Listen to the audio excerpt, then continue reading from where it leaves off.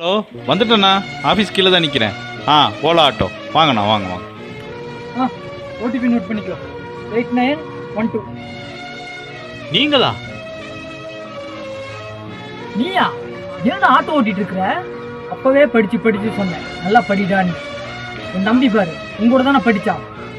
அவன் 30,000 சம்பளத்துக்கு போகிறான். நீ என்னடா ஆட்டோ ஓட்டிட்டு இருக்க? என் தம்பி என்னடா இங்கே நின்றுட்டு இருக்கிறான்? உங்கள் ஒன்று கொண்டு இறக்கி விட்டு வாடகைலாம் முடிச்சு நைட்டு ஸ்டாண்டுக்கு வந்துடு.